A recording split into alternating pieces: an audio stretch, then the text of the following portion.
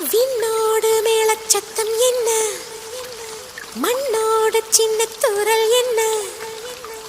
எங்கேதான் சென்றாயோ இப்போது வந்தாயோ, சொல்லாமல் வந்தது போல் இல்லாமல் போவாயோ, தப்பாமல் மீண்டும் சந்திப்பாயோ, நீ வரும்போ